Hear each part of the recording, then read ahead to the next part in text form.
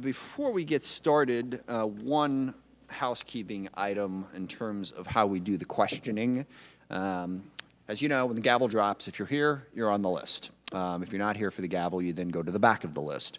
But then the confusing thing is if you leave, as a number of people are going to do, and I should drag this out so you guys can't leave as soon as you want to leave.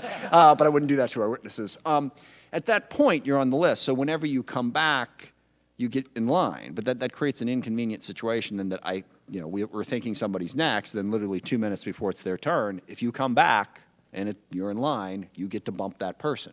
So if you're sitting there thinking you're next, then all of a sudden somebody else gets called on, it's because somebody else came back in those couple of minutes. And that's in the rule. That's in the committee rule. So if you're here for the drop of the gavel, you're in line, and it's your turn. Whenever you come back, assuming you were in line, you get to jump anybody else who was there. Personally, I'm not in love with that rule. But then again, I approved it.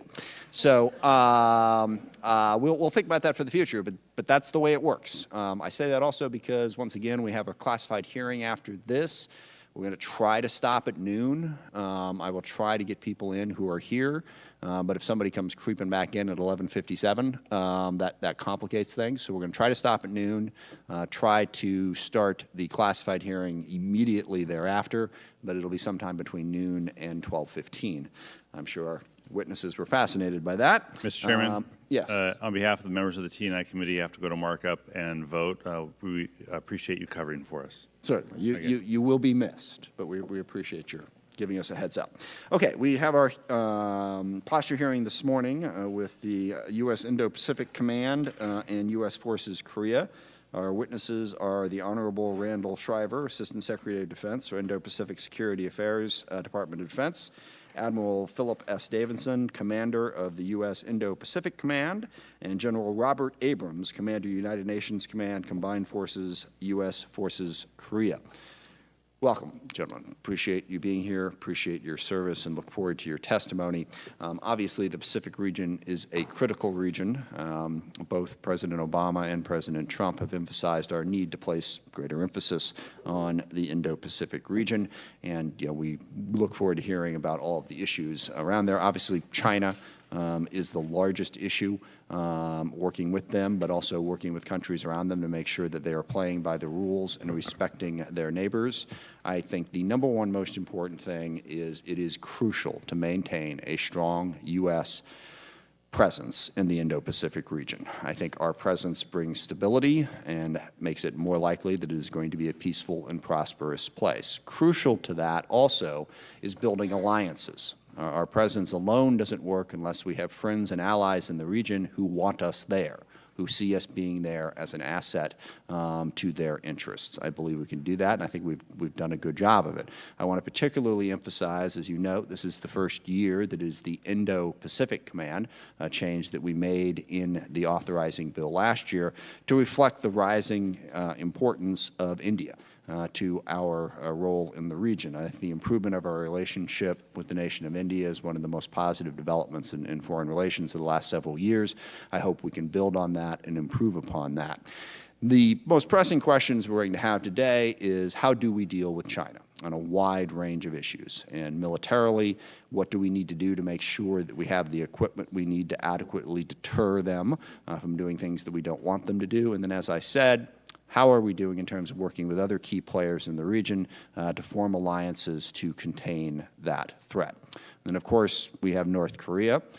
Without question, the situation has improved in the last couple of years. I've had numerous people say that tension on the Korean Peninsula is lower than it's been probably since the end of the Korean War. Since the ceasefire that happened in the Korean War, since it has not actually ended at this point. Curious as to your thoughts of how we build upon that, how we continue to increase the stability, and hopefully eventually get to the point where we have a denuclearized Korean Peninsula. With that, I will turn it over to the ranking member, Mr. Thornberry, for his opening statement. Thank you, Mr. Chairman, and let me add my welcome to our witnesses. We appreciate y'all being here today.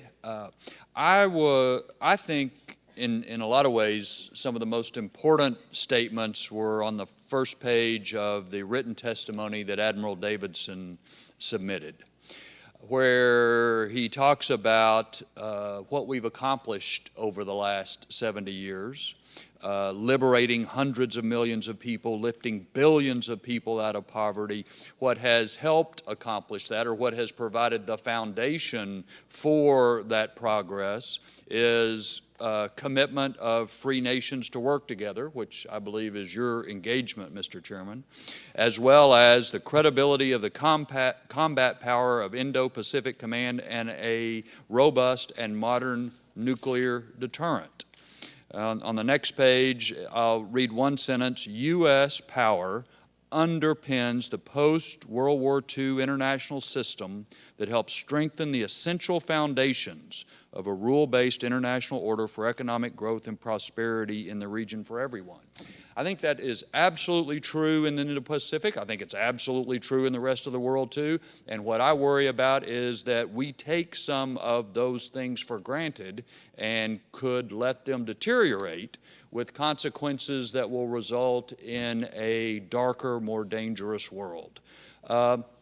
Sometimes I think we need to just remember the basics, and part of the basics is strong U.S. military presence and engagement are the key not only in this region, but maybe as importantly as anywhere in this region, given what we see coming with China and the other challenges. So we'll go down into a lot of details about what that means for 2020 bill, et cetera, but I just think it's important to remember that combat power, that nuclear deterrent, that engagement have been very successful for 70 years, and we should not take those things for granted. I yield back. Good morning, and thank you, Mr. Chairman. Thank you, Ranking Member Thornberry and distinguished members of the committee. Very pleased to be here this morning to talk about our defense work in the Indo-Pacific, and particularly honored to be sitting with my great colleagues, Admiral Davidson and General Abrams. Our vision for a free and open Indo-Pacific, we believe, will be made possible, can only be made possible with a robust military presence and combat credibility. We believe this vision and our aspirations are durable if we achieve those aims because they're founded on important principles that are widely shared and have benefited all the countries of the region and beyond. These principles include respect for sovereignty, peaceful dispute resolution, free, fair, and reciprocal trade, and adherence to international norms and rules. Though China has benefited as much as any country, perhaps more, from this order, China, under the current leadership of Xi Jinping, seeks to undermine this rules-based order and seeks a more favorable environment for its authoritarian governance model. China, of course, is not alone. We see other challenges. Russia is an authoritarian actor seeking to undermine the rules-based order. We see North Korea and their continuing dangerous behavior. We see backsliding toward illiberal governance in key countries such as Myanmar and Cambodia, which challenges norms related to human rights, religious freedom, and dignity. We see the persistent and evolving threats by non-state actors, including terrorism and criminal enterprise. And we see the persistent threat from non-traditional transnational threats, such as those emerging from natural disaster and changes to our climate. China's ambitions, though, are of pressing concern as the CCP seeks a different order. In the security domain, China devotes very significant resources to eroding our advantages and threaten our interests. There's perhaps no better example of this than Chinese actions in the South China Sea. Despite Xi Jinping's pledge made in the Rose Garden of the White House in 2015, China has militarized the South China Sea with the deployment of coastal defense cruise missiles and long-range surface-to-air missiles, and they threaten our interests as a result. We have a specific response, of course, in the South China Sea. Admiral Davidson and his forces fly, sail, and operate where law allows. We encourage other countries to do the same, either alongside us or unilaterally. But nonetheless, we're concerned with China's drive for a different security architecture in the region. And this matters because if the CCP's authoritarian approach becomes ascendant, we could expect several trends that would be unfavorable to us. We could see a weakening of sovereignty and a potential loss of access to global commons. We could see an erosion to our system of alliances and partnerships. We could see an undermining of ASEAN and its member states. And we could see a diminishment of respect for individual and human rights, and potentially even the normalization of the brutal repression underway in places such as Xinjiang and Tibet. Our policy response at the Department of Defense is through implementation of the National Defense Strategy, which outlines how we will effectively compete with China. This strategy has three major lines of effort. The first is to build a more lethal and resilient joint force, and of course this must take into account as a pacing mechanism China's and Russia's ambitions, their pace of modernization, and the growth in their capabilities. The second line of effort is strengthening alliances and partnerships. This is really a core advantage that the United States has. It not only enables our forward presence, but it also gives us partners who are more capable themselves in defending their own interests and contributing to upholding regional security. A key example of this is the work we're doing with the help of Congress through the Indo-Pacific Maritime Security Initiative. Our third line of effort is reforming the department for greater performance and affordability, and accordingly, this focuses on efforts to promote innovation, protect key technologies, and to harness and protect the national security innovation base to maintain our advantages. I should note the National Defense Strategy talks about competition, not conflict with China. Competition does not preclude cooperating with China where our interests align.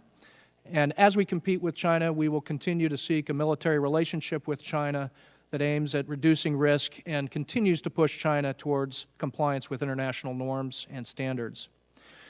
We at the Department of Defense support our interagency approach to China, including efforts to counter China's global influence. And we are very supportive of our State Department in efforts such as the BUILD Act, which was another tremendous example of our work with Congress to give us better tools in this competitive environment. So to close, we work at the Department of Defense along with our colleagues in uniform to implement the National Defense Strategy Framework to ensure we're on a trajectory to compete, deter, and win in our priority theater, the Indo-Pacific. Thank you, and I look forward to your questions. Thank you. Admiral Davidson. Good morning, Chairman Smith, Ranking Member Thornberry, and distinguished members of the committee. Thank you for providing Assistant Secretary Schriver, General Abrams, and myself the opportunity to appear before you today to discuss the Indo-Pacific region. I'm also joined by Command Sergeant Major Tony Spadero of Indo-Pacific Command as well, and I'm so glad he's here with us today. Let me say thank you for the significant support we have received from Congress over the last 2 years.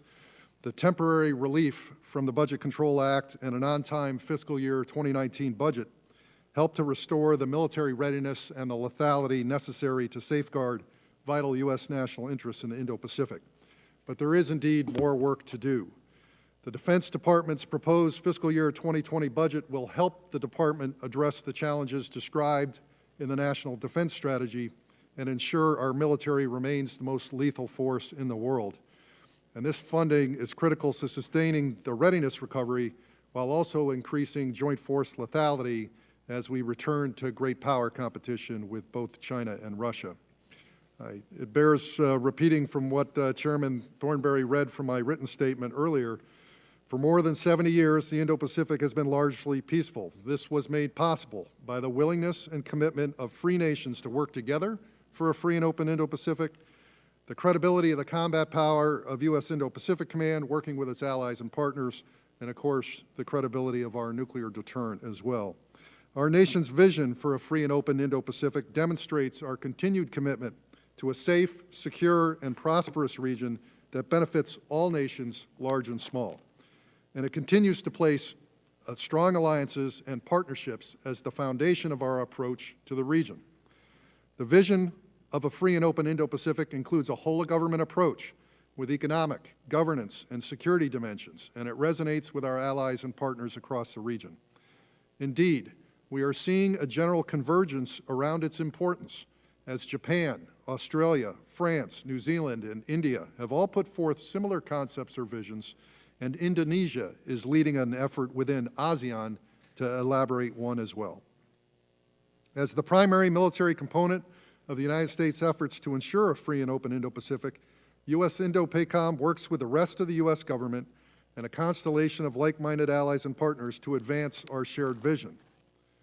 Now, there are 5 key challenges that I believe threaten that vision and our U.S. national interests. First, until the nuclear situation is resolved on the peninsula, North Korea will remain our most immediate threat. The recent summit in Vietnam clearly identified the U.S. and DPRK negotiating positions. narrowed the gap on a number of issues, and made clear that the United States expects final, fully verified denuclearization of the DPRK. The outcome of the summit also reinforces the need for General Abrams and I to maintain the readiness of our joint and combined forces on and off the peninsula.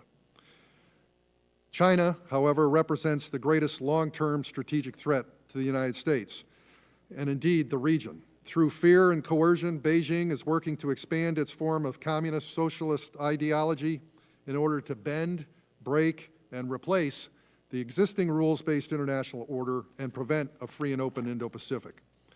In its place, Beijing seeks to create a new international order led by China with Chinese characteristics, an outcome that displaces the stability and peace of the Indo-Pacific that has endured for over 70 years. China is using a variety of methods, including pernicious lending schemes like the One Belt, One Road, and promising loans or grants to extend their diplomatic and political reach by gaining leverage against the borrower's sovereignty. This is happening in the Pacific Islands with their South-South initiative, as well as closer to home here in the United States, where in just over a year, 17 Latin American countries have signed on to One Belt, One Road. The PRC's military activities expanded last year with the placement of anti-ship cruise missiles, surface-to-air missiles, and radar jammers on disputed militarized features in the South China Sea in April of 2018. And today, they continue testing and development of advanced capabilities like fifth-generation aircraft, hypersonics, aircraft carriers, and counter-space technologies. I'm also concerned about the growing malign influence of Russia throughout the region. Moscow regularly plays the role of spoiler, seeking to undermine U.S. interests and impose additional costs on the United States and our allies whenever and wherever possible. Terrorism and other non-state actors also pose threats to our vision of a free and open Indo-Pacific as they seek to impose their views and radicalize people across the region, as evidenced in 2017 when ISIS captured the southern Philippine city of Marawi, a city of more than 200,000 people. Lastly, the Indo-Pacific remains the most disaster-prone region in the world. It contains 75% of the Earth's volcanoes. 90% of earthquakes around the globe occur in the Pacific Basin, and many countries across the region lack sufficient capability and capacity to manage natural and man-made disasters. To address all of the challenges I mentioned, U.S. Indo-PACOM is focused on regaining our competitive military advantage to ensure a free and open Indo-Pacific over the short and long term. We must field and sustain a joint force that is postured to win before fighting and, if necessary, ready to fight and win. U.S. Indo-PACOM's ability to prevail in armed conflict is the foundation of the combat credible deterrence and our ability to compete.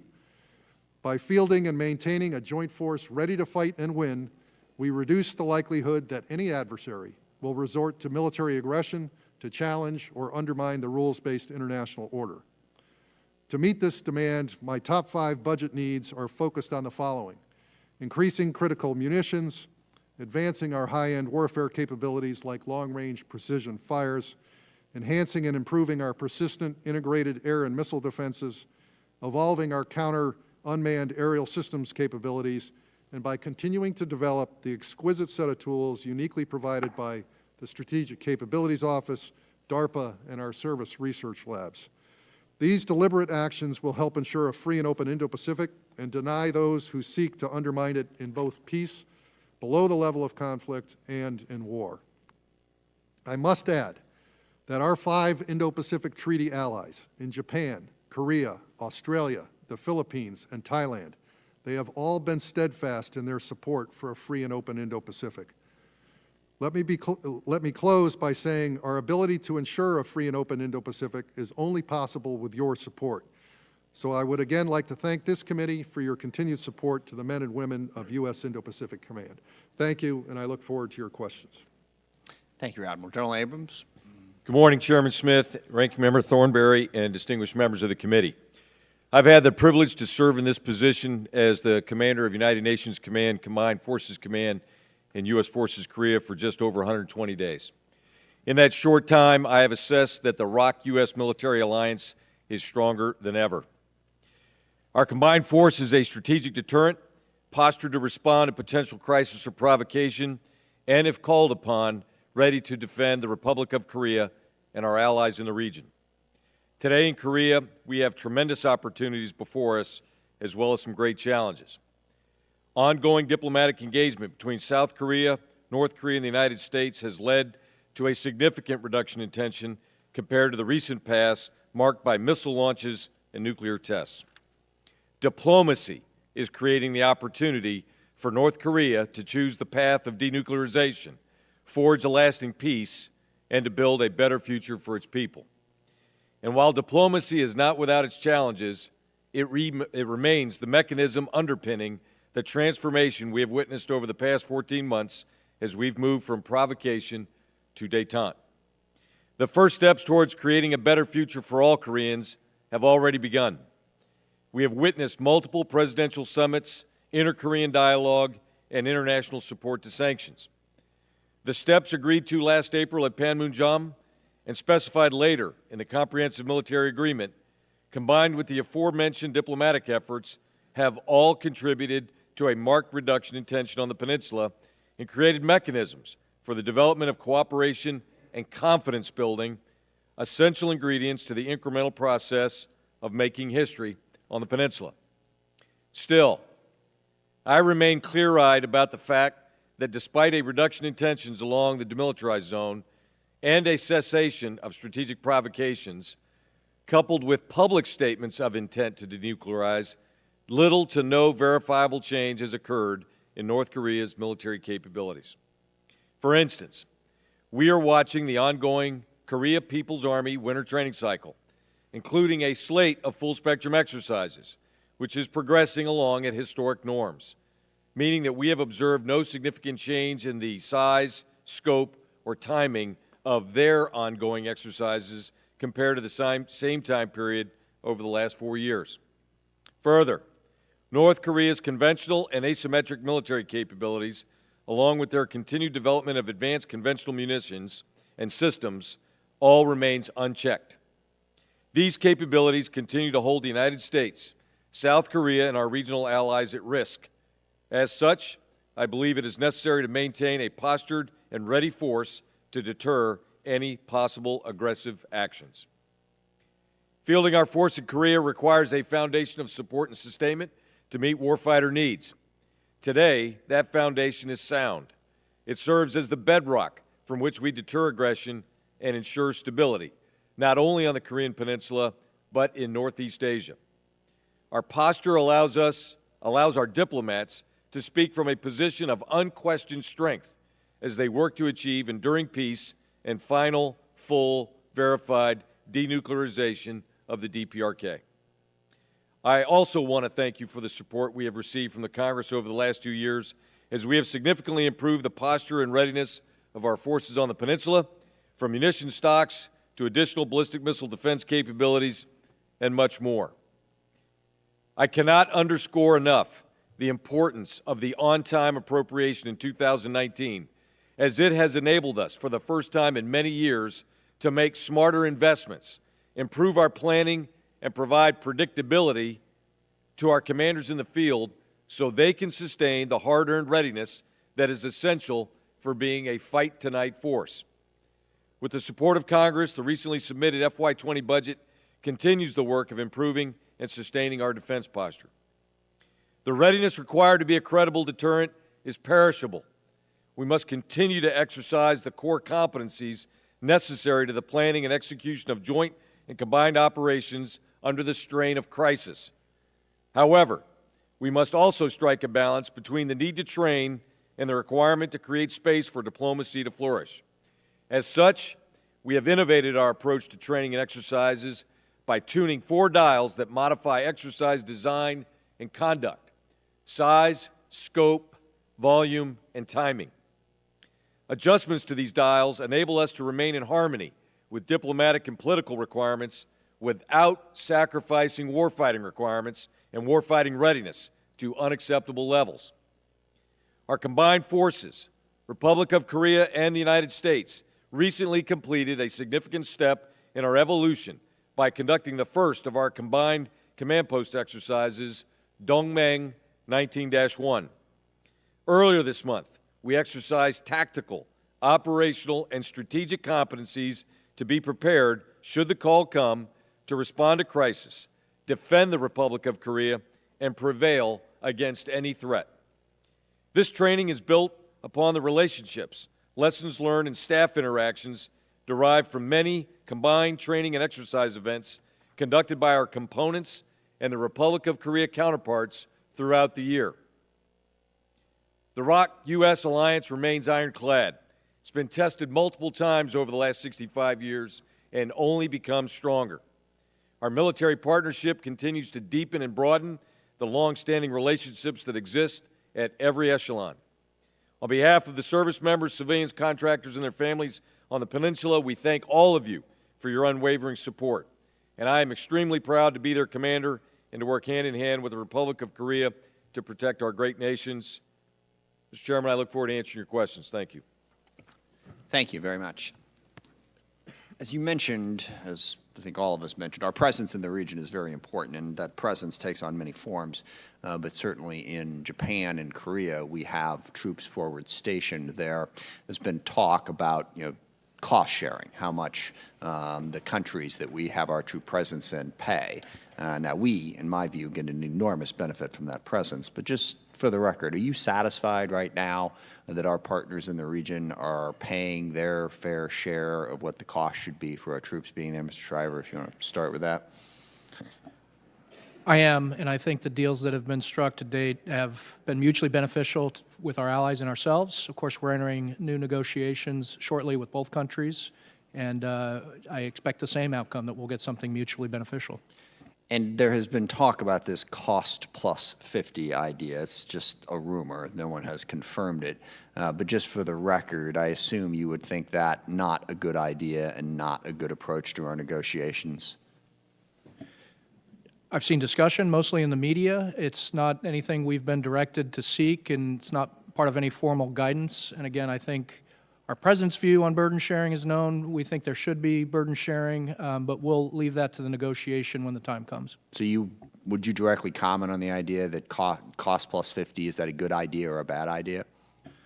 Well, we haven't been directed to do it. I think we will try to seek a good deal for the United States, obviously, but I think it won't be based on that formula that I'm aware. Yeah. And just for the record, a number of members of this committee bipartisan have expressed their concern that that approach would drive a wedge between us and our allies, which we don't need to do. All of you mentioned the importance of our alliances. Mr. Thornberry, I think, articulated it best on the international treaties, basically, countries with democracies working together to promote that greater freedom in the region leads to the greatest prosperity. What are the most important steps that we could take to shore up the various international treaties, organizations in the Indo-Pacific region, and what countries are most important to expand upon those relationships? What can we do to enhance that level of cooperation and that rules-based democratic approach to the region? Go ahead. Well, thank you. I think we are not only strengthening traditional alliances and making investments with our traditional ally partners, but we are expanding the network. And India was mentioned, I think, in the opening comments as a great example of a partnership that we're investing a lot in. We've had our first 2+2. We're making great strides in the defense relationship. But I would say throughout maritime Southeast Asia, Vietnam, for example, is a country that is concerned about their own sovereignty, concerned about freedom of the seas in the South China Sea. We've expanded our defense relationship with the support of Congress there. I think there are a number of emerging partners. The Philippines, traditional ally, we're strengthening that relationship. So I see a lot of opportunity, and with my colleagues here, we're investing across the board when we can, because we see a strong demand signal. There is concern about the erosion of these fundamental principles. Sir, if I could just build on Assistant Secretary Schriver's point, our values really compete well across the whole of the region, particularly when all that China has to offer is money. Our ability to expand those values, protect them absolutely, but expand them to others, I think is going to be critically important as we seek new partners and the whole of a free and open Indo-Pacific concept. It's going to require some work. It's at the heart of my engagements, I know. I know whenever Assistant Secretary Schriver travels through the region, he's doing that as well. So it's your sense that the authoritarian approach of China is really rubbing a lot of countries in the region the wrong way and pushing them more towards us? I think everybody recognizes that a country with a closed and authoritarian internal order would be a threat to a free and open international one, yes. And then just a final question. Are there countries in the region that you see as slipping more towards China's influence that we need to work harder to try to pull back? Well, two of the countries was mentioned by Assistant Secretary Schriver in his opening statement, and that is indeed Myanmar and Cambodia. These are places in which a whole-of-government approach that extends those values is going to be important. And we're going to have to find the areas in which we can indeed compete with China there. It's going to be difficult. Thank you, Mr. Thornberry. Admiral, I want to go back to engagement for just a second. At the initiative of this committee in previous years, we have created an Indo-Pacific Stability Initiative. And the idea was, you see that the European Defense Initiative was pretty successful, both in funding needed improvements, but also sending a message that we're here and we're coming with dollars, not just the Chinese, but we're coming and we are committed to, in that case, of course, a NATO alliance. Now, I understand there are differences in the Pacific, but I'm concerned that I don't believe the administration has requested a specific dedicated funding for this initiative, even though it is authorized in law now. Can you comment about the benefit, if any, that you see to having this sort of Indo-Pacific Stability Initiative to help make it, to help training, to help facilitate military cooperation in various ways, again, somewhat on the idea that we have pursued successfully in Europe? Yes, sir. I think the ERI model has been very successful for porting resources and sending capabilities to Europe in a place in which there had been some capability and capacity withdrawal in the few years before that. While there has been no money either appropriated or asked for with the IPSI, the fact of the matter is I put down a pretty assertive issue nomination last year for some capabilities and capacity needed in the theater, and I think in the FY20 budget you're seeing a down payment on that this year. Thanks. Well, I'll just comment, Mr. Schriver. One of the requirements in I believe last year's bill was we need a plan from OSD about how you would fund various elements of this initiative. We hadn't gotten it yet, so y'all work on that because we intend to pursue it. I just wanted to ask General Abrams briefly. You talked about North Korean military activities that are unchecked. What can you say in this format specifically about their production of missiles and nuclear weapons? Has there been a change? We know they have not tested, but in the production of nuclear weapons and material and missiles, has there been a change? Sir, their activity that we've observed is inconsistent with denuclearization. And we'll be happy to go into as much detail as you want this afternoon during the closed session. Yeah, I just didn't know how far you could go in an open session, but I appreciate that. I think gives us a direction. Thank you, Mr. Chairman. I yield back. Thank you, Mr. Chairman, and thank you to the witnesses this morning. Admiral Davidson, on page 14 of your written testimony, again, you talked about, again, some of the challenges for increasing joint force lethality, the undersea warfare provision. Again, you, I think, very clearly stated sort of what's happening in that domain with, as you put it, 160 of the submarines in the Indo-Pacific region belong to China, Russia, and North Korea. And again, as you go on to describe, that's happening at the same time as our fleet size is shrinking. Again, just to finish that thought, Vice CNO Admiral Mers testified before Sea Power yesterday, again, who just sort of walked through our attack fleet size right now is 51. and with the retirements of the Los Angeles class, it will be at 42 by 2026. So given the fact that, again, you don't get all of those, that subforce, right? You get about 60% of it with the allocation to the Asia-Pacific or Indo-Pacific region versus other combatant command areas there. You know, that trajectory, which Admiral Harris, your predecessor, described repeatedly in his visits to our committee over the years, is a big concern. And obviously, it's not getting any better, I assume, based on your written testimony. Again, I wonder if you could talk about that a little bit. Sir, the undersea domain, despite the capacity shortfalls, the number of submarines is an area in which we hold an asymmetric advantage over virtually, well, all our adversaries. It's a critical advantage that we need to extend. The capacity limitations as we go down over the course of the next several years is indeed a threat to the day-to-day operations that I think we need to have in the theater.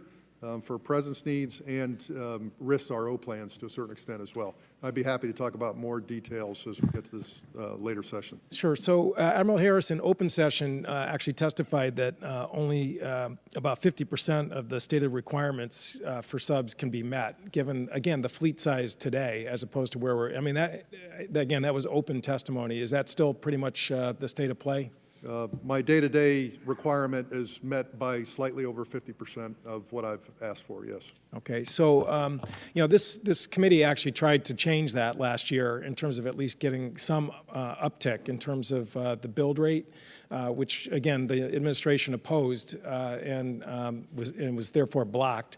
The new budget embraces that belatedly, and again, just it would help, I guess, the cause in terms of your choices that you have to make out there if again, we move forward with a 3 sub build rate for this year's budget year, which actually will not be executed until 2023. And I just wonder if you could comment on that. Yes, sir. I mean, it's doing our best to reverse the trend on the way to force structure of 42 in the 2026 timeframe is a critical need in the Indo-Pacific, yes. Thank you. I'd like to just change the subject for a minute to talk about recently, the Coast Guard actually was part of a deployment in the Straits of Taiwan. The Coast Guard National Security Cutter Bertolf participated in that. And again, I just wonder if you could talk about that part of a sea service in terms of helping, again, U.S. presence in international waters. Yes, sir. The Bertolf is on deployment in the Western Pacific. It has been for several weeks now and will be for a few months to come as well. They're a very important partner with the U.S. Navy on really all things in the region. In fact, the mission that they were doing not long before the Taiwan Strait transit was helping us to enforce UN sanctions against North Korea and the illegal transfer of oils in ship-to-ship transfers there in the East China Sea. The Coast Guard has key relationships across the region, particularly for a lot of nations that don't have militaries, but they have perhaps defense forces and even less in some instances where there are just law enforcement forces. Because it really helps with key challenges that some of these nations have, whether it's illegal, unreported, and unregulated fishing, narcotics or human trafficking, maritime domain awareness. So they're an important contributor across the whole of the region. I've got a good relationship with Linda Fagan, the Coast Guard's Pacific Area Commander. And again, real quick, we're about to, I just want to thank you for putting the spotlight on that. During the shutdown, there was this view that, you know, again, this was not part of the DOD fabric, and obviously what they're doing out there really rebuts that narrative. Thank you very much. Gentleman's time has expired. We'll go to Mr. Turner. Thank you, Mr. Chairman. Admiral, I'm going to have to ask you a question concerning China's nuclear forces. And like the two prior questioners, as the chairman said, I'm very much aware that we're going to have a classified session, but I am looking for a full non-classified answer in this session because, as you know, as you give us information, it helps us formulate policy not just by ways in which we know, but by ways in which we can in non-classified areas be able to share the information with others as we advocate. I'm going to follow on to the theme that Ranking Member Thornberry had of using our NATO alliance as a comes to us in this area. The United States has backed away from the INF treaty with Russia, which is largely viewed more as a European issue than another theater issue. However, that we know that it also affects our relationship with China, and as we look to China's modernization of its nuclear forces, the INF is a relevant concern there.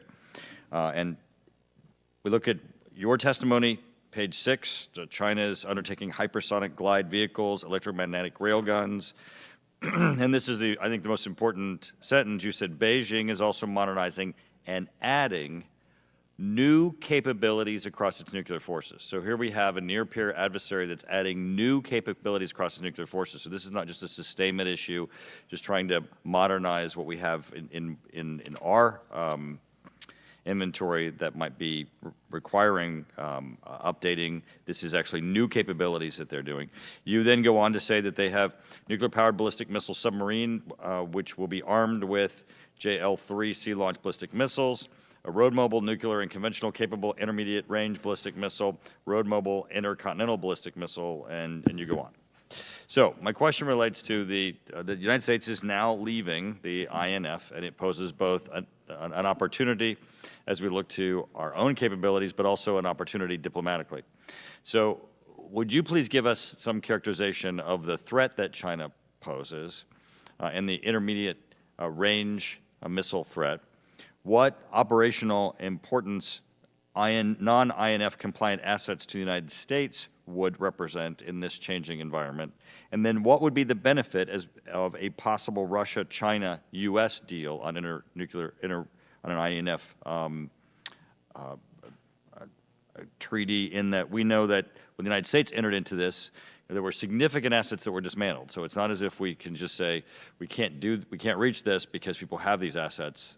These treaties at times have even resulted in lessening conflict by destroying weapon systems. Admiral, could you give us a picture of that? Thank you for the question, Congressman. Long question.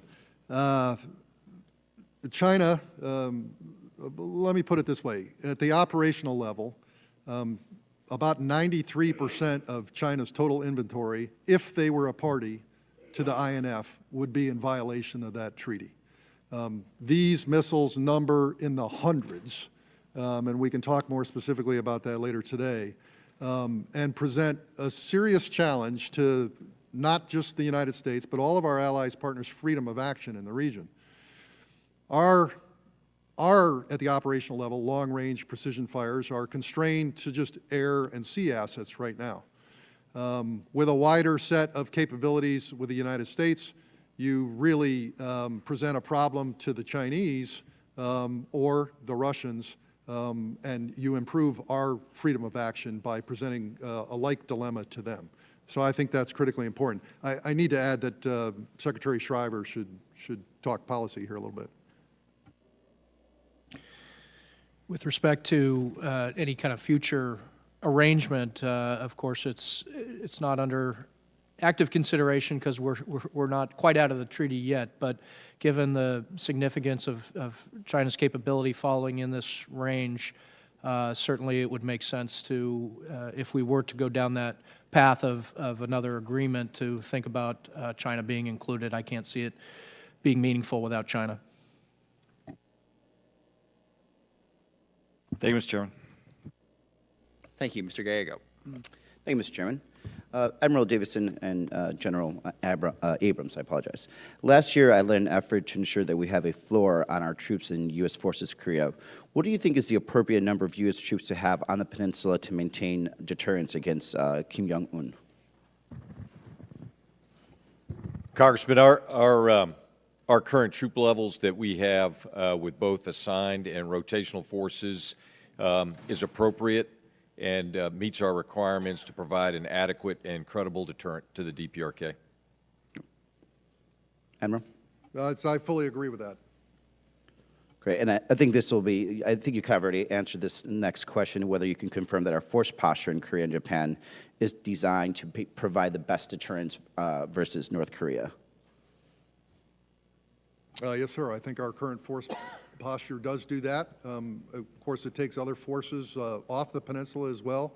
And as General Abrams mentioned in his opening comments, the committee and the department have done a lot in the last 2 years to make sure that capability is sound. Thank you, Admiral. So with that in mind, let's go through some projects that the Pentagon has given us that could be rated to fund the President's border wall. And just please tell me you think each project is more or less important than a wall on the southern border. $17.5 million for command and control facility at Camp Tango, Korea. Do you want me to just go through the four? Do you want to go? I have about 3 or more questions after this. I'd appreciate the list, Congressman. Sure. I'm ready. Yeah, $53 million for a UAV hangar at Kunsan Air Base in Korea.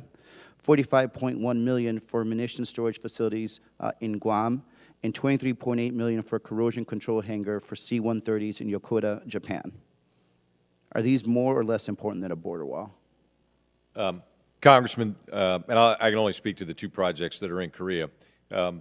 They're certainly important to U.S. Forces Korea, but it's inappropriate for me to gender some sort of judgment, as we've got to take into account all of national security. Mm-hmm. I'm responsible for providing a credible, properly postured force on the Korean Peninsula, and we'd have to defer that to the acting Secretary of Defense. Or yeah, I understand, Joe. I don't want to put you in a tough spot, but you would agree that at least those facilities that you're familiar with in Korea are very much necessary to force protection and deterrence on the peninsula, correct?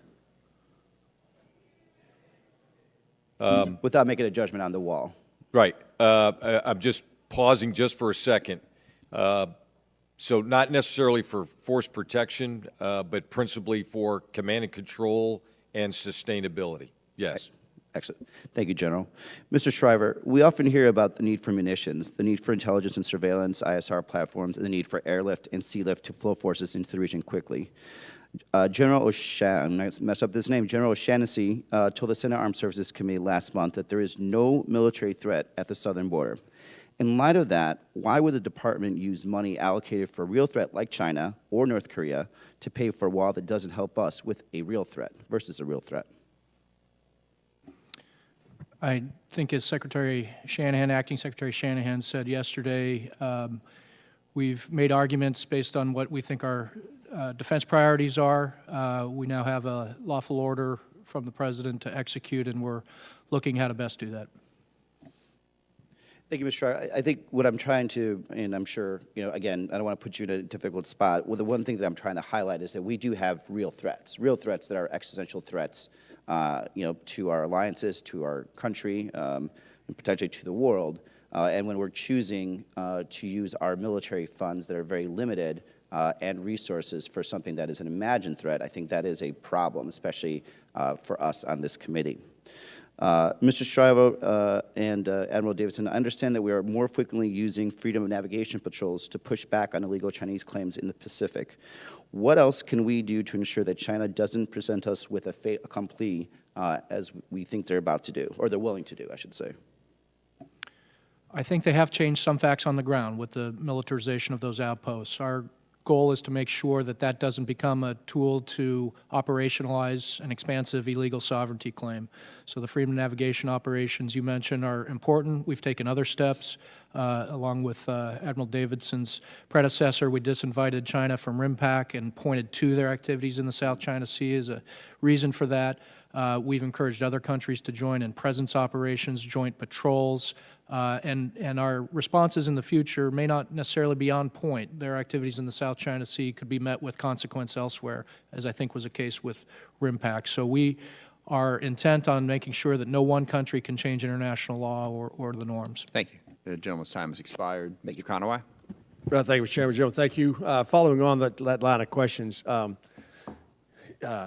Xi Jinping's statements at any point in time, I don't think can be taken at face value. You mentioned his comments in the Rose Garden in 2015. I can't believe that he didn't already know that they were going to, as you said, militarize those islands. China has a longer-term horizon than most of us. We go, continuing resolution to continuing resolution or year-to-year budgeting. Each step of the way, they seem to allow some period of time for a new norm to establish itself. the new norm are these features, as Admiral Davidson refers to them, have now been militarized. What do we think? What can you share with us in this arena? What you think the Chinese steps might be next in terms of trying to gain control? I think there was a dust-up between them and Malaysia on one of their features recently. And are there? Can we see ahead what the Chinese might do next that we would need to try to counter and not let that become the new norm? Sir, in the operational space, one of the things we're starting to see is a higher degree of integration with forces that are not actually on those features. So we're seeing fighter patrols, bomber patrols, the integration of ISR aircraft, intelligence, surveillance, reconnaissance, and ASW aircraft actually operating from those bases, and a higher degree of interoperability between some of the base functions and the afloat forces that they have in the area as well. So counters to that would be us continuing to operate in the international waters? Certainly. Mr. Schriver mentioned earlier the importance of allies and partners operating with us in the region. That stepped up last fall, and I think was a critical factor in the international response there, and some of the behaviors that we saw out of China in both the battle space and the diplomatic space back in the fall. And I think that's going to be a critical approach going forward, is to have our allies and partners operating with us in the region. So without telling us what they are necessarily, are our crews, sailors, airmen, are they aware of what their self-protection steps should be should something come up suddenly? Yes, sir, absolutely. I know Admiral Aquilino has met with his commanding officers a number of times, both in the Western Pacific and on the west coast of the United States. And I've talked directly with General Brown at Pacific Air Forces as well, to make sure that everybody understands the authorities that they have, and to be sure to ask for the authorities they need going forward. All right. General Abrams, I suspect I know the answer to this, but you mentioned in your testimony that tensions on the peninsula have relaxed or seem reduced dramatically. The North Koreans continue to exercise. Is there any sense among our Korean allies, South Korean allies, that they are less likely to defend themselves? Are they becoming too relaxed or at risk of being unprepared should the North Koreans do something? Congressman, absolutely not. ROC military continues to train intensely at echelon. Very capable, very highly trained, committed, dedicated professional force. They have not taken their foot off the gas. All right, thank you. You go back. Mr. Cisneros is recognized for 5 minutes. Thank you, gentlemen, for being here this morning. Thank you, Mr. Chairman. I just kind of want to follow up on that question as far as we go with the training. In the military, drilling, exercises, train. Kind of like our piano teachers told us, if we took piano lessons, practice makes perfect. That's what we're striving for. If we're canceling or downgrading some of these exercises that we've traditionally done to prepare our forces there on the Korean Peninsula, how are we making that up? How are we continuing to training? How are we continue to make sure our prime operation to make sure that we're ready? Congressman, thanks for the opportunity. First, let me clear up some misinformation. I assumed command on the 8th of November. Just since November, as of last week, we've conducted 82 combined ROC U.S. military field training exercises at appropriate echelons. So training has continued. Combined training has continued. In terms of large-scale exercises, everyone's well aware that last fall or last August we postponed one of our 2 annual exercises. The Secretary of Defense, Secretary Mattis, challenged me to be creative and innovative, develop an exercise regime that meets our warfighting readiness requirements while simultaneously creating and preserving space for diplomacy to work. Worked hand in glove with the ROC chairman in December, crafted this new construct adjusting for dials, size, scope, volume, and timing of these exercises. We briefed them up our respective chains of command, had them approved, and then we've recently executed it. We met all our training objectives, trained all our mission essential tasks, validated our command control communications and ISR plans, and validated the alliance decision-making process. Very rigorous, tough, demanding command post exercise that's driven by a simulation. I'm happy to go into more detail in the classified session as to what made it so rigorous and so forth, but we are a trained and capable force ready to meet our treaty obligations. Are we continuing joint training operations with our naval forces in the region too, and with our Marines and the Air Force as well? Sir, absolutely we are. And the biggest difference is we just don't talk about it publicly. Mm-hmm. All right. And then just to kind of follow up on that, the President says he's canceling these exercises. We're saving $100 million. That money's already been appropriated for your training and operations. What are we doing with that $100 million that we're saving when he's canceling these operations? Congressman, I can't speak. I know what has been executed, what's been planned for, programmed for U.S. Forces Korea, and we are executing our appropriated budget as we have planned and programmed. Mr. Schriver, do you have any idea what we're doing with those the $100 million that we're saving there by canceling these operations? We are, at the request of Congress, looking at the cost differential between the previous exercises and our program now.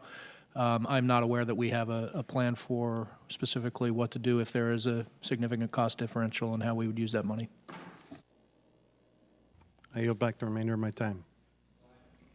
Thank you, Mr. Chairman. And General Abrams, I have several questions for you, but thank all three of you for your service to our country in your various capacities. This committee has worked hard to approve a joint emergent operational need to provide enhanced missile defense capability to our forces on the Korean Peninsula. Over the past year, what progress has been made on the specific GEON efforts to enhance missile defense? Congressman, thanks very much for that, and we are grateful for the support from the Congress of the United States on that joint operational needs statement.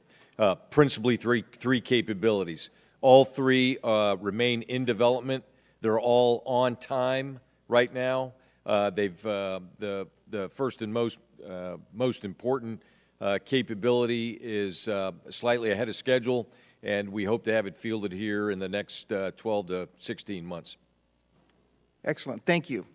And then what is the status of the revised missile guidelines with our South Korean allies, and what is their planned path forward on missile development, and how do we factor that into joint operational planning? Congressman, I think if I have your question right, that is one of the capabilities that's part of our conditions-based OPCON transition plan. In an unclassified setting, their progress continues on track. They've got a plan. It's been resourced in their budget, and I'm happy to provide some additional information this afternoon in a closed session if you desire. Okay, I'll look forward to that. Thank you. Now with Admiral Davidson, I have a question.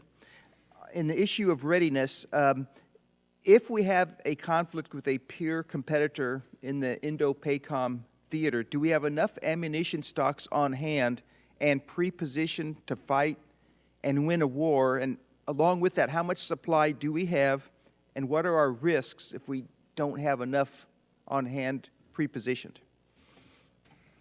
Sir, I'd like to take the most of that question down to the closed hearing if we could. I will say that in stocks in the theater of critical munition supplies is a challenge and an ongoing challenge, and one of my consistent requests of the department as they pursue their budgets, as well as the ability to resupply out there, that remains a need as well, and I'm happy to get into more details. Okay, thank you. I appreciate the answer, and I look forward to that as well. And General Abrams, back to you. we've heard concerning rumors about the level of investment the South Koreans have made in their own provision of armaments, calling into question the viability of our operational plans because they don't have enough precision-guided munitions. Where do they stand with PGMs and small arms acquisitions to support our joint requirements? Congressman, I prefer to talk about that in a classified session. Those numbers are classified. Okay, excellent. I'll look forward to that one as well. Okay, I'll try another one that maybe we can address here openly. And this is a more broad and question, and I'm sure we can take it here in public. It's a sensitive topic, but trilateral cooperation between the South Koreans and Japan is essential to our common security. So what is your assessment of the level of trilateral cooperation, especially between these two very important security partners? Sir, I think the most key evidence right now is at the Enforcement Coordination Cell that the U.S. sponsors in Yokosuka, Japan.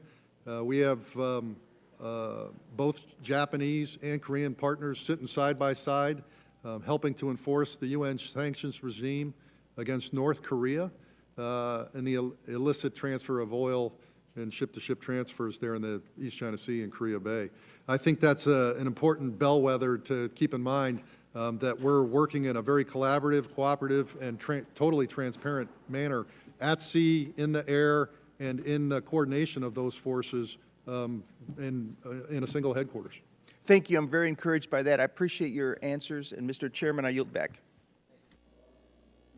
Thank you, Mr. Chairman. Secretary Schriver, thanks. Good to see you again. Have a follow-up on Mr. Cisneros' questions with regard to training on the peninsula. And I was wondering, do we have any demonstrable or tangible action from the DPRK in response to cessation of readiness exercises on the peninsula?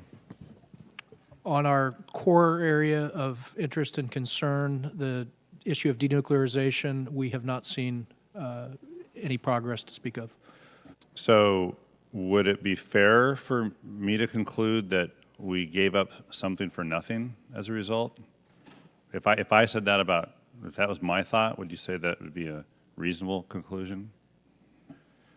I certainly understand the concern. I think what we've tried to do is create an environment for a diplomatic process to unfold.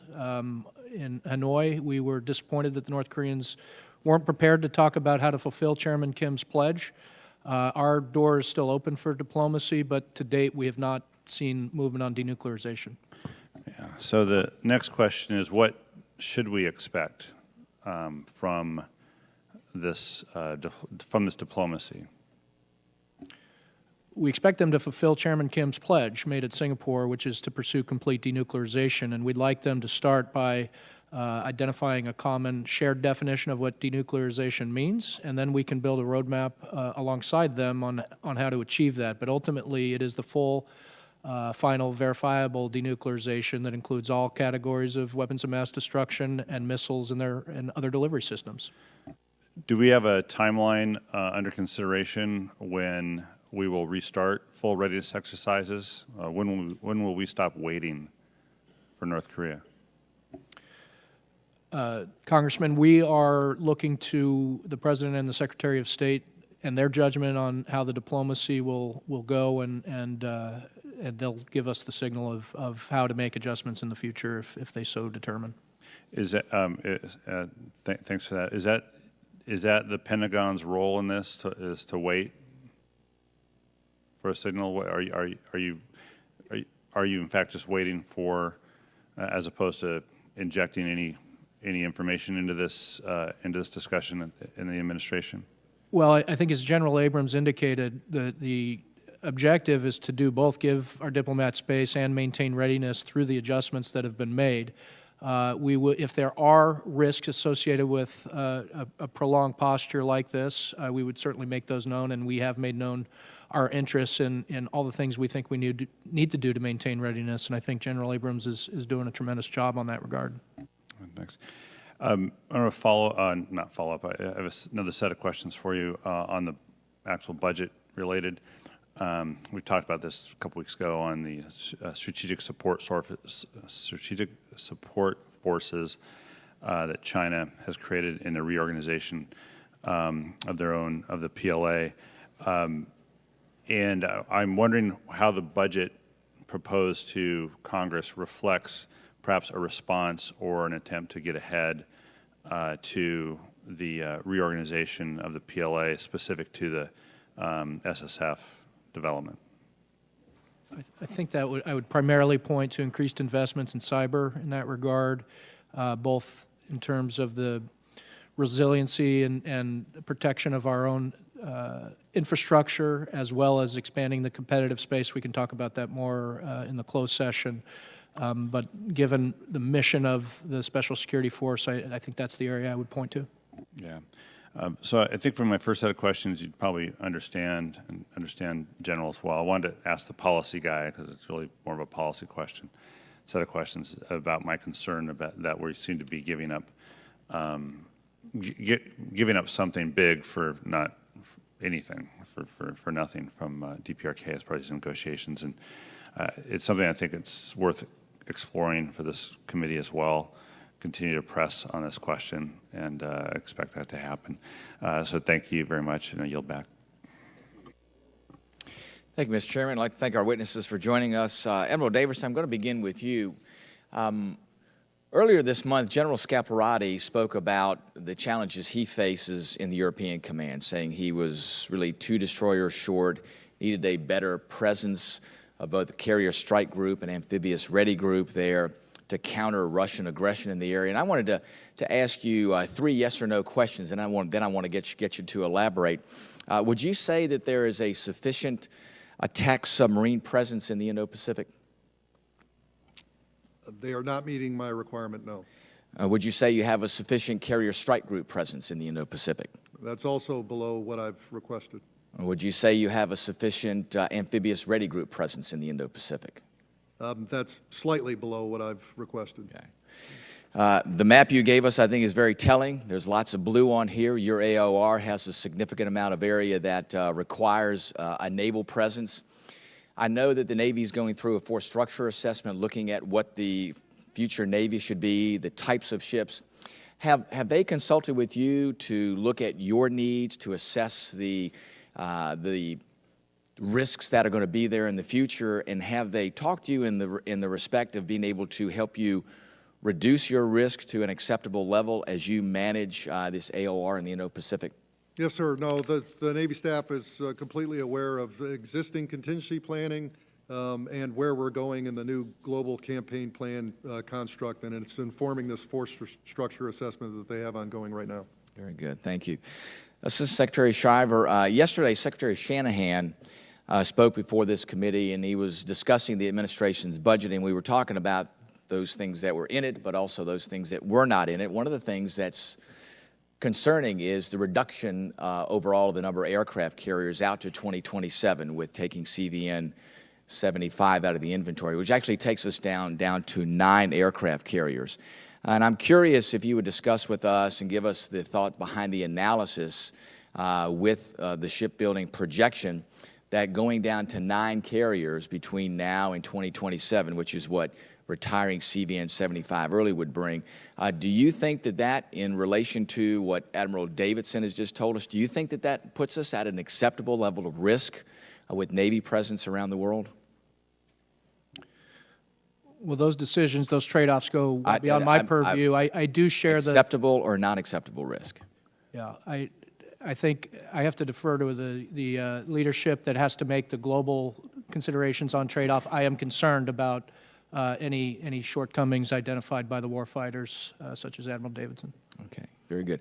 Admiral Davidson, in your best professional military judgment, would you say that reducing the number of carriers with taking out CVN 75 in the inventory, do you think that leaves you and your availability with having Carrier 2.0 presence? Do you think that leaves you with an acceptable level of risk? Sir, as I think about the future and the capability of the aircraft carrier, I don't see, as I constantly revisit our campaign planning and our presence needs, I really don't see the requirement going down. Okay, very good. Do you see, too, in the region, as you work with your allies there, we had talked earlier about making sure that we are coalescing resources, jointly operating, doing joint operations. Do you believe that with potentially having fewer carriers available, do you believe that that sends a signal to them as to our commitment in the Indo-Pacific region as far as our naval presence? Sir, I would say our allies and partners across the region watch everything we do across all of the joint force, the level of participation we provide in exercises, what our current operations are doing, and they take signals from that, absolutely. Very good. Thank you, Mr. Chairman. With that, I yield back. Thank you, Mr. Chair, and thank you to all the witnesses for being here. Admiral Davidson, economic, military, and diplomatic efforts should all be coordinated in order to implement an effective and coherent strategy. When one of these elements of power goes rogue, it impacts our overall strategy. What value do economic sanctions provide to our military strategy on the Korean Peninsula? And two, can you speak to the North Korea's illicit sources of funding and what efforts Indo-PACOM is taking to reduce those sources? Yes, sir. I mean, most importantly, we're supporting the State Department's pressure campaign. The regime's ability to sustain its funding or gain funding from outside, it really undermines our diplomatic effort because it fails to bring them to the table. We work with our law enforcement partners as well as posts across the region on everything that North Korea might be doing across the economic and diplomatic space as you indicate. We should note that what they're doing comes in the form of outright counterfeiting, comes in the form of cyber theft really across the globe and not in just the region. And we're certainly in coordination with law enforcement and the rest of the government on those issues, but they're actually in the lead there. How effective are our sanctions right now? Well, speaking really just to the illicit transfer of oil, their imports of refined oil at sea are about a third less than before the sanctions regime began. It's very difficult to figure out what impact that that sanctions enforcement regime is having because it's so opaque inside North Korea as to how they actually, what do they keep in strategic reserve, how they distribute it around the around the peninsula, and how it affects KJU's decision-making overall. An area we do not focus enough on are the threats associated with weapons proliferation, specifically in regards to North Korea. Reports show that North Korea has exported conventional arms and ballistic missiles for decades and has proliferated these arms to countries like Syria, which pose a serious threat to our international security. Admiral Davidson, as best as you can in this unclassified setting, can you provide us with better situation awareness on this issue? Two, are there concerns that North Korea is proliferating nuclear materials? And three, how can we do better to address this concern? It's well known, I think, across the United States and our allies that North Korea has long been a proliferator of nuclear and ballistic missile capabilities around the globe. That's, I think, part and parcel, and in fact, you know, I should really say the basis of why we're going after denuclearizing the peninsula, because they are not a reliable country on the globe. And it causes instability in areas that we don't want to see. I think to get to more details on this, sir, I'd like to rather take that into a classified setting, if I could. Thank you. Mr. Chair, I yield back my time. Thank you very much, Mr. Chairman. Thank you, gentlemen. I wanted to follow up on the line of questioning. We've had a lot of discussion about our relationship with the allies and our importance of that in the Indo-Pacific region. And specifically, Admiral Davidson, you talked about how in the fall of last year we really started focusing on that, stepped it up, and I applaud that. I think that's great.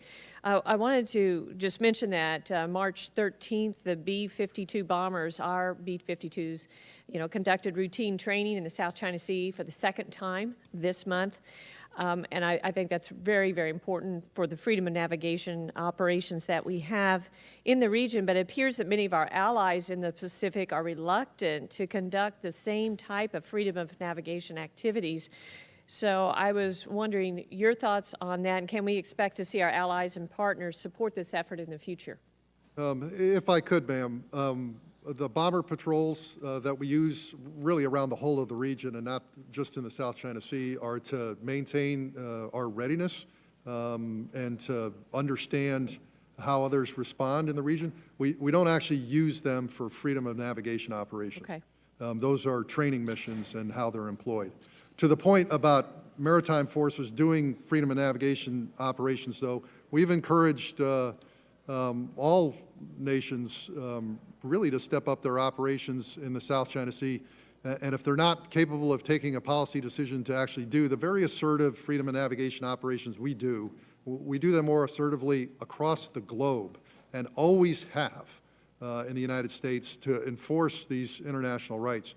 If other countries aren't willing to do that, we're perfectly happy to see them operate in the international sea space that is the South China Sea. It demonstrates that it's an international concern to maintain that open, free, and open sea and airspace.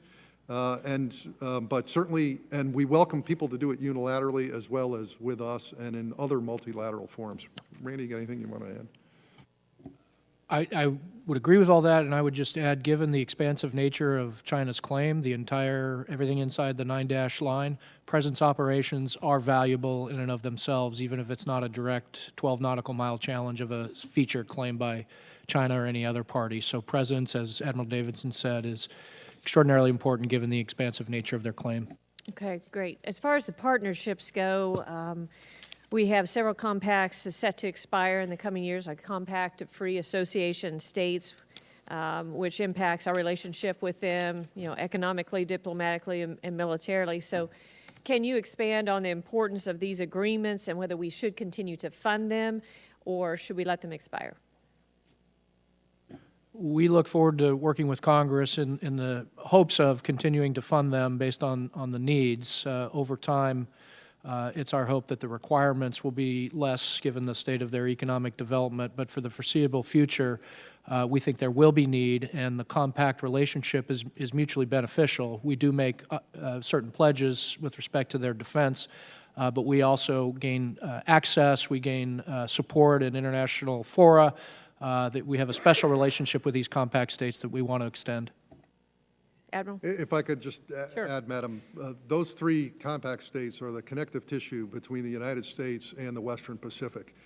We fought and bled in those lands during World War II, and the relationship that we've sustained in this compact, I think it's important to maintain that going well into the future. I wanted to mention Japan just a little bit. Had an opportunity to travel there last year, as well as South Korea. And there's been a period of heightened tension between South Korea and Japan. I know it goes back a long ways. So I was just wondering, can you kind of give an update on that relationship and the efforts that the department is doing to undertake to try to bridge this divide? I commented a little bit earlier, Congresswoman, about the Enforcement Coordination Cell in Yokosuka, which we're using to enforce UN sanctions against North Korea. And Japanese and Korean officers are sitting side by side right in that headquarters with United States officers, and in fact, other officers enlisted from allies and partners from across the region and indeed across the globe. I think that's a very positive sign because it's providing the transparency and the collaboration and cooperation of what the sea and air forces are doing in that sanctions regime to each party. I can tell you I've talked extensively with both the Chief of Defense from Korea and the Chief of Defense in Japan about at least the military incidents that had occurred earlier this year, and things seem to be calmer right now. Very good. Thank you very much. Mr. Garamendi. Mr. Chairman, I like the way you enforce the rules. Thank you very much for the courtesy of calling on me and my colleagues. My Gives me apologies. purpose here, so I appreciate that. Thank you. My apologies to my colleagues for jumping in front of them. Mr. Schriver, we have had a discussion about the influence of China throughout the Pacific, particularly Pacific Islands. What is the best way for the United States to be present, to expand or at least maintain our position?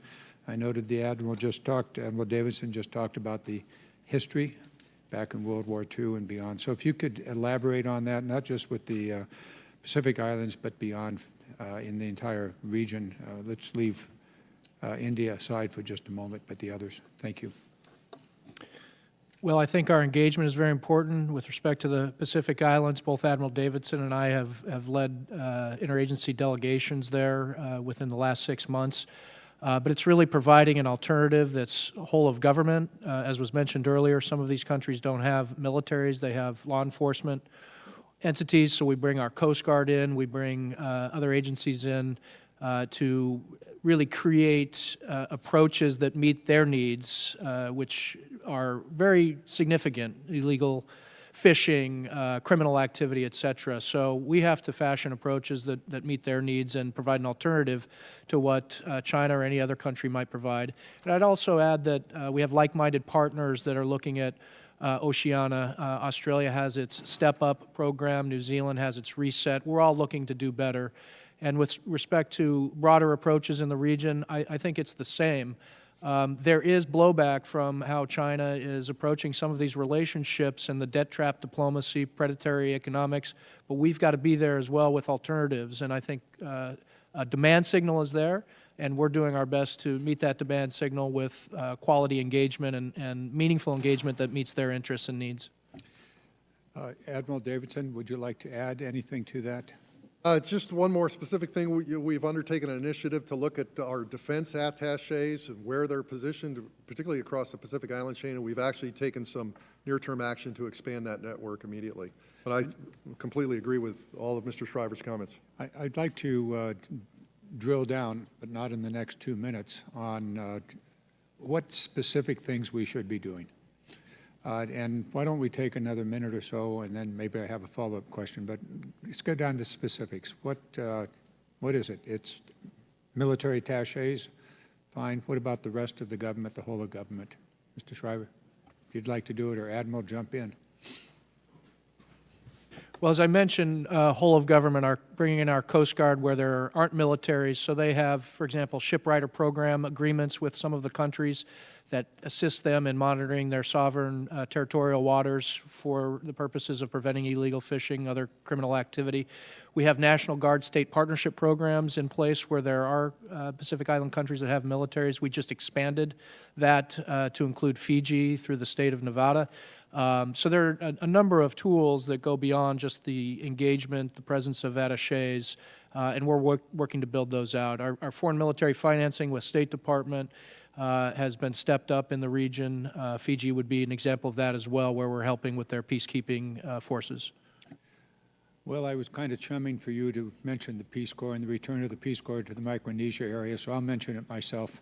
There's a whole host of things. I just draw my colleagues' attention to the whole of government and the fact that in the President's budget, most of the whole of government, with the exception of the military, is significantly reduced, and therefore our presence beyond the military is lacking. I'll let it go at that. Thank you very much, Mr. Chairman.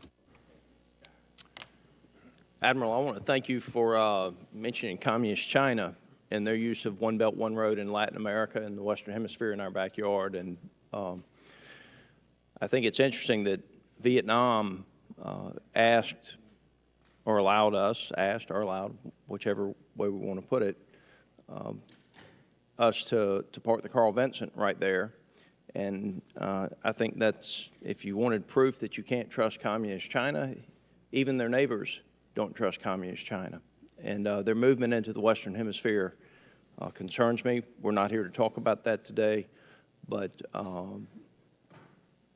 I don't think we as a United States have paid enough attention to our backyard in the Western Hemisphere, and I'm afraid we're going to wake up one day and have a Chinese base in that Western Hemisphere, and that's something that I don't think we can afford to allow. So with that said, Assistant Secretary Schriver, as Communist China continues to grow both physically and virtually around the world, what impacts is this having on the United States' ability to strengthen our partnerships in the Indo-Pacific regions? Are we at risk of losing our partnerships because of Communist China and their use of One Belt, One Road to buy their way into favor? Quite frankly, I think we're more often than not the preferred partner. I think a lot of Chinese engagement has resulted in a backlash because their intent is not benign. They come in with the goal of entrapping countries in many instances. When we go in, we want genuine partnership. We want to help countries address their needs. All we really want is countries to be sovereign and have the ability to protect that sovereignty and their independence and freedom for maneuver. So I think we're the preferred partner, but we've got to show up and we've got to be a good, reliable partner to them. I agree with you in that things like trade relations, quite honestly, in many cases have as much, if not more, to do with peace than the military strength. And I think it's unfortunate that when the TPP was being discussed, it became a political football that got kicked around by both sides, quite honestly. And we need to have the trade relationships in Asia, and we need trade relationships with countries other than China in Asia. General Abrams, you've stated that you have a persistent need for ISR. I know of no commander who thinks that they have enough ISR. The geographic challenges of the Korean Peninsula, the size of it. And so in your first 120 days as commander, your support with ISR to detect attack as early as possible, are you receiving enough support there? And if not, what do you need from Congress as we push forward with the National Defense Authorization Act to do that? Congressman, we are adequately resourced with ISR during armistice conditions as it relates to the current reduction intentions on the peninsula. So I want to be clear, I'm not ringing the five-alarm fire bell right now on ISR. But as we look to the future, as conditions might change, if they change negatively, then our stance and our posture is not adequate to provide us an unblinking eye to give us early warning and indicators. And I give you a couple of examples during the closed session of exact capability that we would need, but suffice to say, we're short to be able to do that if things start to turn bad. I will tell you the J-STARS fly out of Robins Air Force Base. I'm glad that we're starting to do the depot maintenance work at Robins Air Force Base. Hopefully we can get that turnaround time shortened and get more of those planes in the air. I want to just leave you with a couple of things. I mentioned this to the Secretary of the Air Force this morning. Hurricane Michael hit the southeastern United States just under 6 months ago. We have approximately 3 legislative days left that are not fly-in, fly-out days before we leave for the Easter break, and we're yet to have a disaster bill passed. If that is not passed before we leave for Easter, then it will delay things for weeks, potentially even another month. I hope that the people at the DOD will help hold our feet to the fire to get that done prior to leaving. And I would mention to you that you are about 6 months from sequester. The gentleman's time has expired. If he wants to wrap up that thought, he's more than welcome to. I would just caution you that the calendar's ticking, and we need some type of agreement on a CAPS deal, Mr. Chairman. I think you would agree with me on that sooner rather than later so that we can adopt our National Defense Authorization Act. And I would echo that thought. I mean, as you mentioned in the outset, having FY19, October 1, you knew how much money you were going to have, you were good to go, and that was the first time in I don't know how long. You know, to get that again for FY20 would be enormously important, and I think it's the greatest burden in Congress and the White House. We need to find a way to work together and get that deal. I think it's there to be made. Obsessing over the budget caps that were set back in 2011 in a situation where, I mean, Mr. Turner and I had a robust disagreement exactly what that situation was, but we did agree today that it was all part of the controversy of trying to figure out what to do about the budget, the debt ceiling, and how do we get the deficit and the debt under control. But to jeopardize the entire discretionary budget over an amount of money that isn't going to have any impact on our long-term debt and deficit is the height of irresponsibility to my mind. We need to work together, and yet certainly for DOD, but for the entire discretionary budget. So I appreciate the gentleman making that point. Thank you. Ms. Houlihan. Thank you. I'm going to, and thank you, gentlemen, for coming today and for testifying. I'm going to continue asking the question that our Representative Larson and Representative Cisneros were talking about. I also serve on the Foreign Affairs Committee and the Asia Subcommittee, and I had the opportunity to ask the same kinds of questions of Mr. Victor Cha recently that had to do with the exercises that are conducted overseas that have been suspended in some cases, and I'm just trying to triangulate the answer. You mentioned that you had been asked to be creative about effectively redesigning, reimagining the exercises so that they could be effective.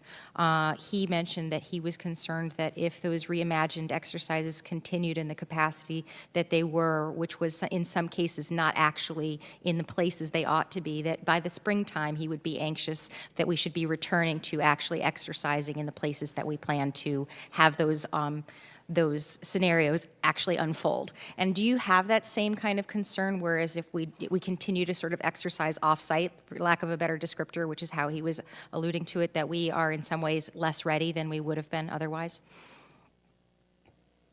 Congresswoman, I did read those comments, and I've got the utmost respect for Mr. Cha, but he's not fully read in on how we conducted these exercises.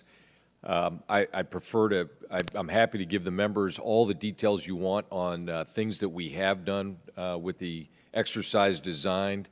But I want to assure you and all the members, this exercise was probably more rigorous, more challenging, and stressed our systems more appropriately than we have in many years past.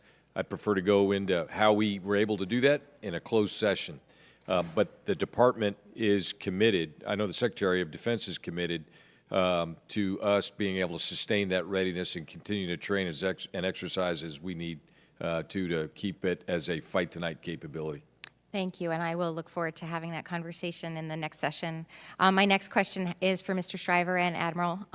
It has to do a little bit with the bases that are currently in Djibouti. And if you could look kind of at the map of the area that we're talking about today and think about if there are any vulnerable countries that you can think of that are maybe will maybe succumb to the lure of China and their money and their resources. Could you identify what countries those are that you would be maybe worried could be co-opted into being a Djibouti type situation? Before naming specific countries, I think it's important to note that China's opportunistic wherever they see the conditions, and generally they are weaker, in some cases authoritarian states, vulnerable economies, et cetera, where their predatory economics have attraction. I think what we have seen is attempts in places like Sri Lanka and the Maldives and Malaysia that were quite robust and ultimately somewhat thwarted by the elections. In Maldives, Mr. Yamin lost re-election. In Sri Lanka, the Rajapaksans were replaced at least temporarily, and in Malaysia we now have Mr. Mahathir in his second turn as leader, and much of that is a result of China's overplaying their hands. Certainly in the Pacific Islands we see some vulnerable states that China is approaching, and there's been some press coverage on some of those, for example Vanuatu, which is I've visited, others in the administration have visited to assure them that there are alternatives and shine a light on what happened in some of these other countries so that they don't fall prey to it. Thank you, and I have one last question with my one last minute, which has to do with that. And I think that people do say that China is more successful in developing economic security and security relationships with countries because it doesn't have the same kind of regulatory requirements and restrictions as we do in terms of human rights and vetting and anti-corruption requirements and those sorts of things. And you mentioned that that our values compete well in this area. And so I wanted to ask you: do you believe that countries choose China over us because of these requirements that we have, or do you think that we are able to continue to have our values and also be competitive in the environment that we're in right now? I think, as Admiral Davidson alluded to earlier, our values are key to our ability to compete, and there is an attraction to it. I think the countries that are most susceptible oftentimes have weak authoritarian governments that are willing to engage in activities that are quite frankly corrupt. But what we offer, even if it's not in the vast sums that China can come to the table with, is clean, transparent, open approaches that have long-term benefit to the people, not just the leadership. I appreciate that, and I agree with that. Thanks so much for your time. I yield back. Thank you, Mr. Brooks. Thank you, Mr. Chairman. Admiral Davidson, intelligence suggests China has made strong progress in the development of hypersonic weapons that pose unique challenges to America's current missile defense systems. First question, do you have a judgment about whether China is apt to use hypersonic weapons in a regional or strategic scenario? Sir, they don't have capability that they would use, I think, in combat immediately, but their initial capability, I think, is in the horizon of just the next few years, yes. With respect then to China's expected capabilities, are you planning for them to have conventional tipped warheads, nuclear tipped warheads, or both?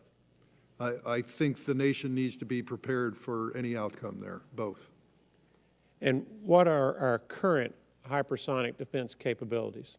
Well, as you indicated in the preface to your question, sir, our ability of our integrated air and missile defense systems to handle hypersonics is short of the capability. They have a different, flight profile trajectory that makes it hard for current sensing systems to maintain track on those things, and it makes it hard for our current interception systems to actually make the turn and do the intercepts. So continued advancement here by the department, and I think you're going to see, be pleased with the down payment in the FY20 budget. Continued advancement here in both sensing, which is going to require an airborne or space layer, as well as continued advancement in our ability to intercept these weapons, defeat them. I think you're going to see that, the beginnings of that in the 20 budget. How long do you anticipate it will be before our defense capabilities are such that we can rely on them? Sir, I'll have to take that for the record.